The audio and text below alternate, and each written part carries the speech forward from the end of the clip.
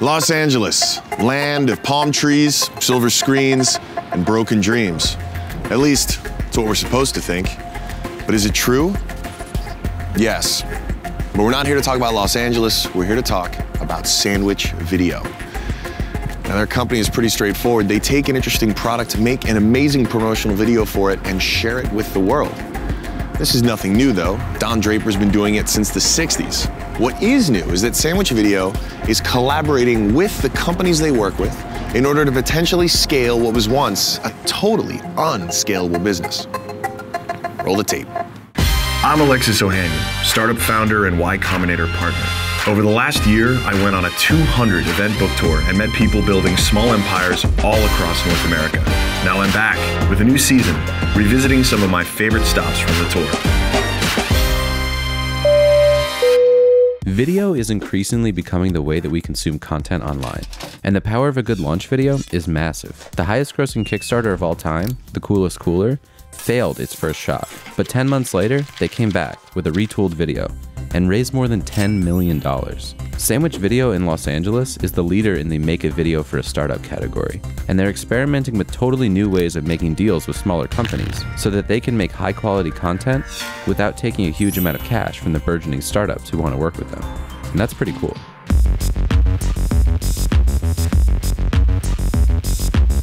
My name is Adam Lisagor. Nice to meet you. Nice to meet you.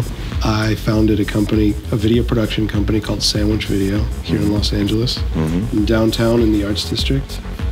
We're a small company of 9 people full-time, and we make videos mostly for tech companies, for startups, and sometimes bigger tech companies, sometimes public companies, sometimes scrappy one-person indie iPhone developer companies. The whole gamut of interesting tech stuff. We figure out how to condense what they're doing into a 90-second to 2-minute piece of video that can be shared to tell the story. So how did I end up here? I booked it on Airbnb. Once I knew I was coming to this city, it took just a quick search on Airbnb to find what I was looking for. Sandwich Video is the de facto video. If you're gonna make a sort of exciting promo, like shareable video about a thing, it's a Sandwich Video. How did you end up here? It was basically by accident. And the way it happened was I was working in post-production in the film and TV industry. I got really sort of bored with that side of things, and I got excited about the tech industry, and I started making connections with people who made things in the tech industry, made tools, made platforms. We're working with the web. A friend and I decided to try and make an iPhone app. We made a small iPhone app for Twitter. It was called Birdhouse. And then I made a video for that. So that's Birdhouse, a notepad for Twitter. Available today on the iTunes App Store. Dave.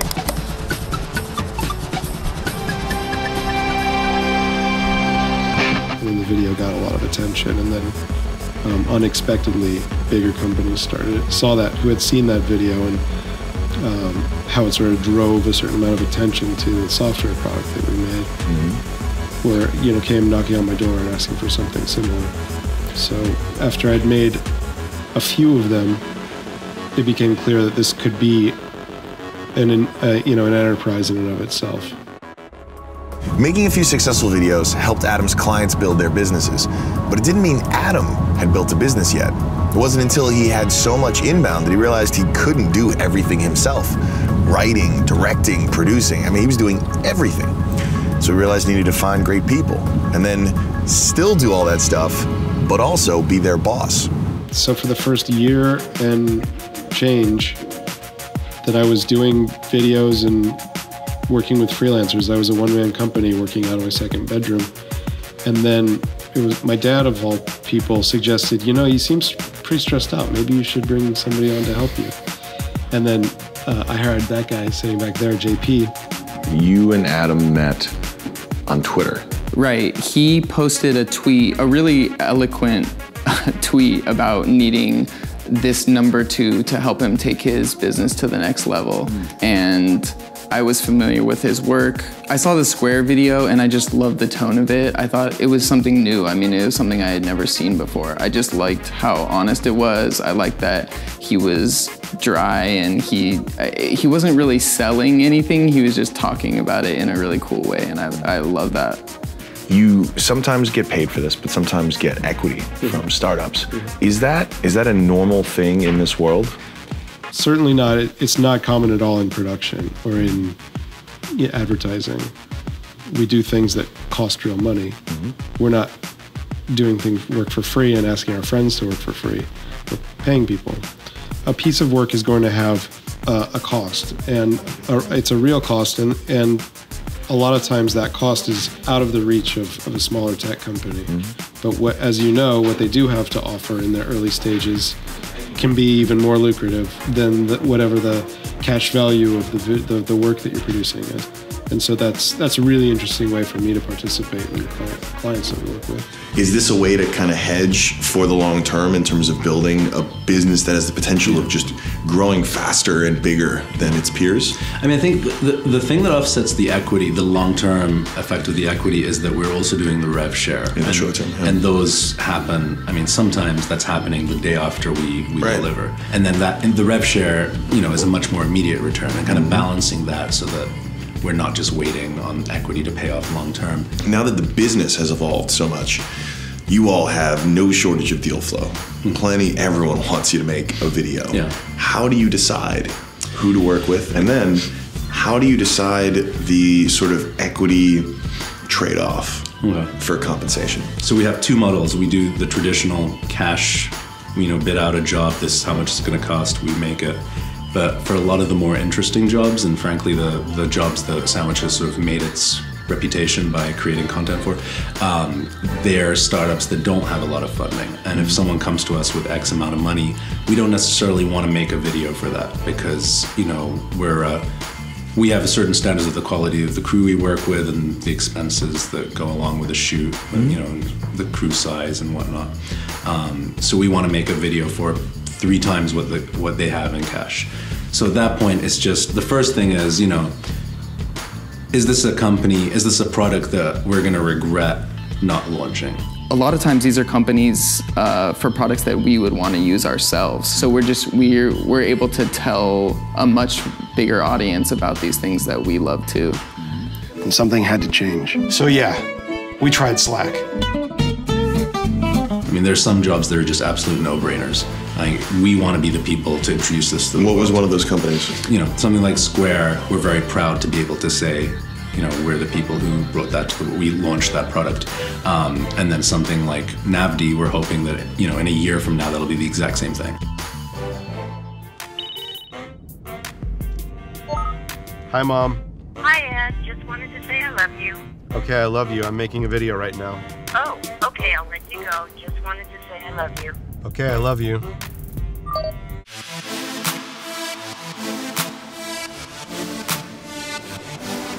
My name is Max. I'm co-founder of Push for Pizza. And Push for Pizza is the easiest way to order pizza ever. You just push the button once and pizza comes after you give us your location and your credit card. And when you all first approached Sandwich, how much of a budget did you have? So our budget was super, super minimal.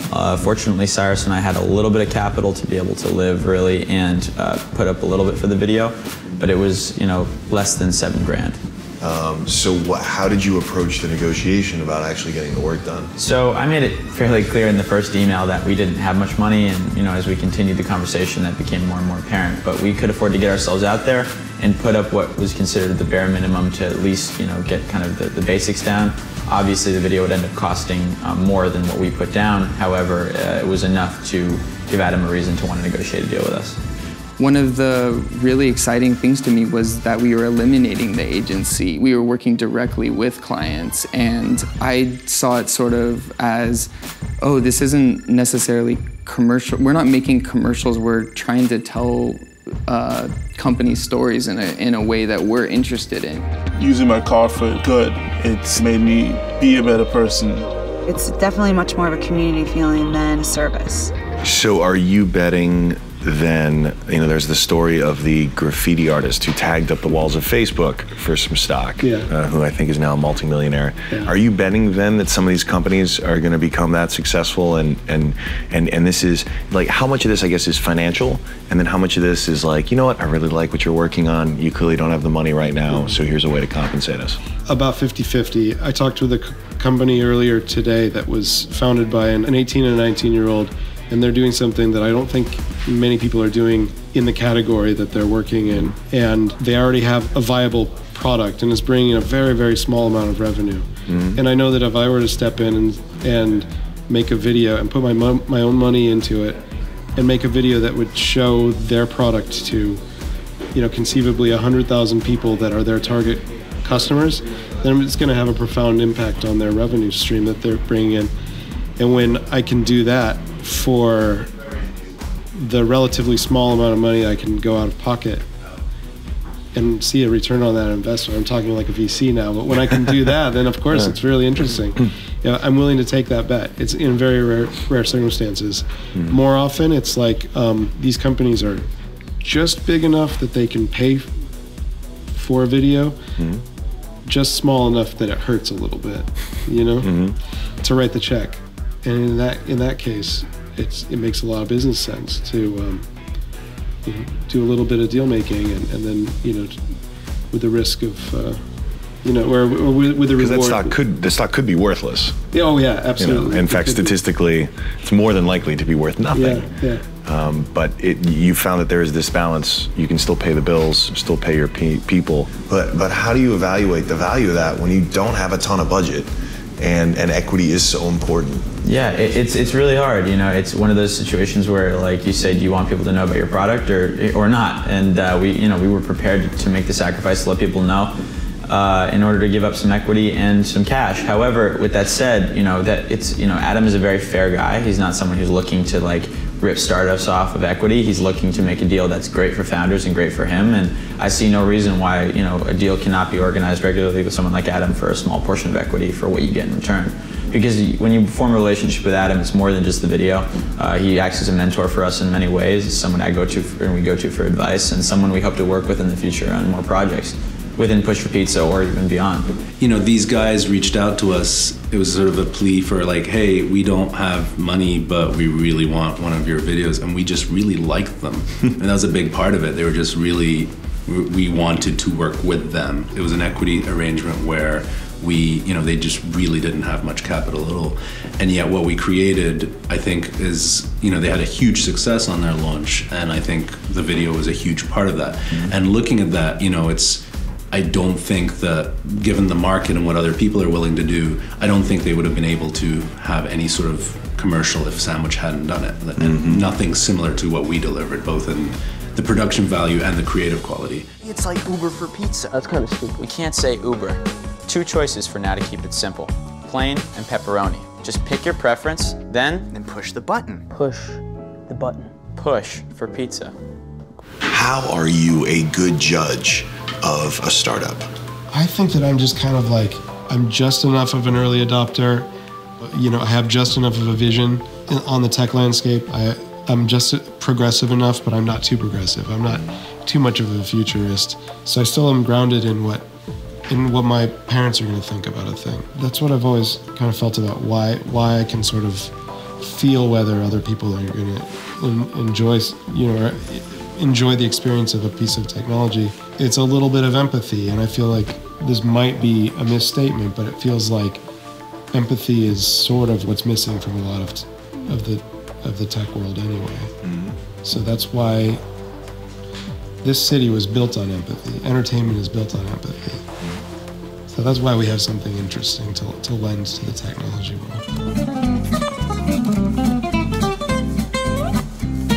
What I love about Slack is how it connects the team with direct lines of communication, business. She uses it to send funny pictures. I use it to send funny pictures. I know what a sandwich is. I don't know what sandwich video is. Is it a production company? Is it an investment company? They're doing something really different here. I've never seen anything quite like it before. They're making the same kind of evaluations of early-stage tech startups that an investor would, except instead of giving them money, they're helping them tell their story. The more you know about your body, the better you can be at taking care of it. So smile. This is Wello. I know there are entrepreneurs out there working on the next big thing who just don't know how to communicate it. That's the advantage to having an investor like Sandwich Video. They're not just writing a check. They've got a whole team of super talented people who are going to help you introduce yourself to the world on your terms.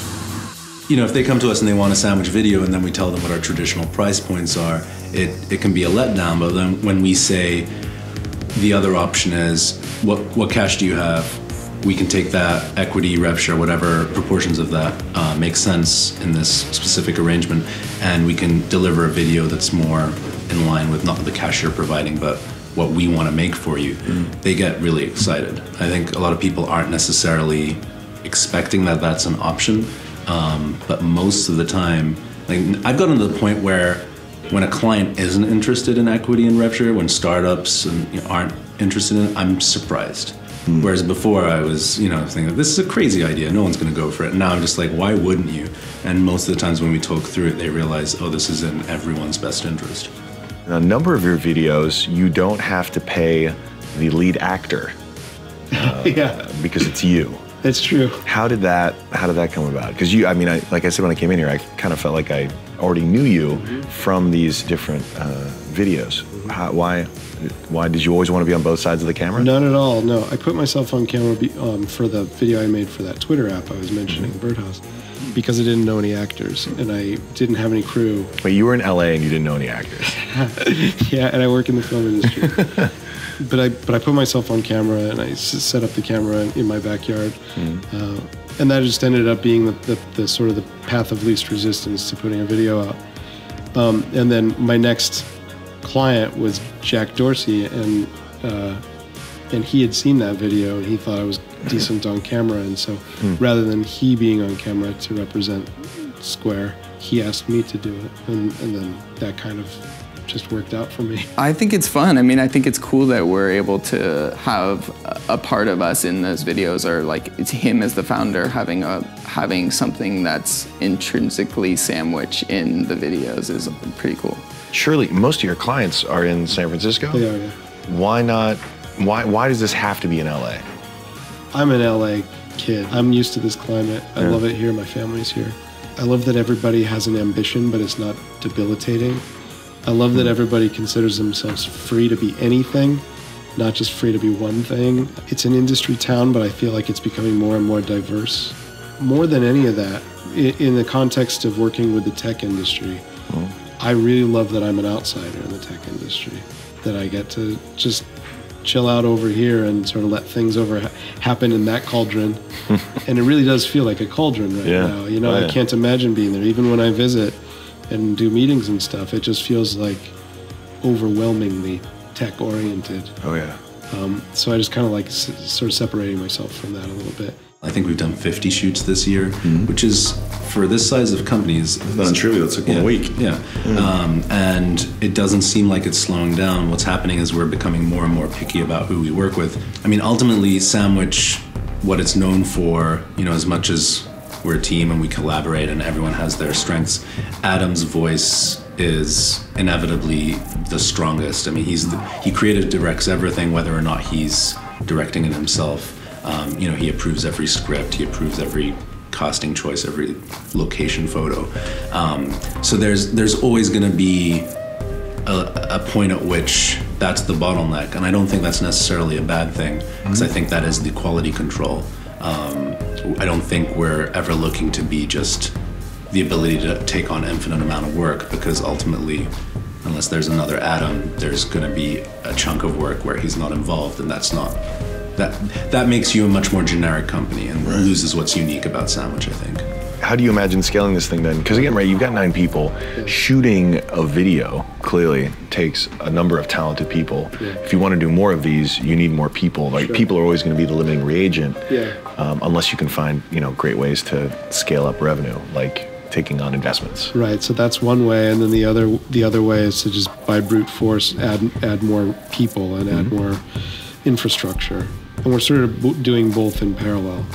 We're keeping up right now, but I can tell you it's very stressful to keep up. The one lesson that I've always kept very, very close to my heart, or the core tenet, is to do things very slowly and methodically and never grow faster than is comfortable.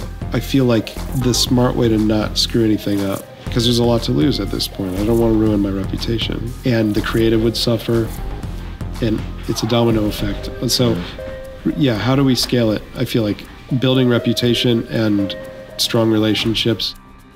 We're at this really cool time where before, broadcast videos were what everybody was seeking to make. Everybody wanted to make TV commercials. And I think even when I joined Sandwich Video, I was hoping, oh, I can't wait until we do TV commercials. Well, now I don't think we really care about that. I think we care about making cool videos that a lot of people are gonna see. So I think it's gonna be delivery method that changes.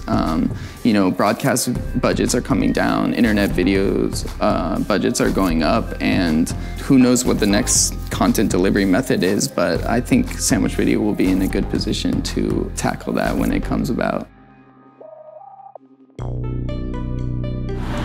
Sandwich is doing something old. They're making advertisements for other companies, but they're doing it in a new way, online. And they're taking revenue share as well as an equity stake in a portion of their non-cash deals. All right, I know that's a mouthful, but what it proves is how important it is for a new startup to get their message out in a way that is elegant and effective.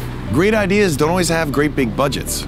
That's the lesson from Sandwich, and it's applicable to founders, really anyone. Know what you're bringing to the table and how much it can help the other party. Next time you're going to negotiate with someone, keep that in mind. Maybe have a sandwich first.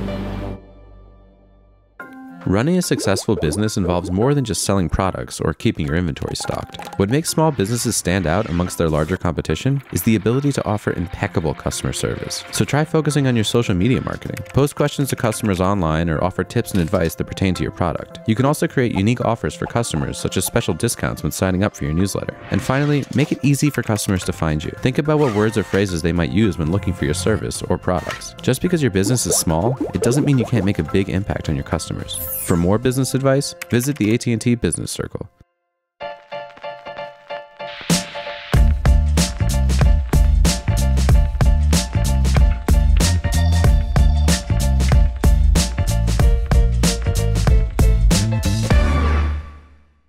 Wait, so you didn't have a beard when you started working together? No, I just had like stubble, sort of. Okay. Like this beard has become is a recent development. It's grown on you? Oh, nice.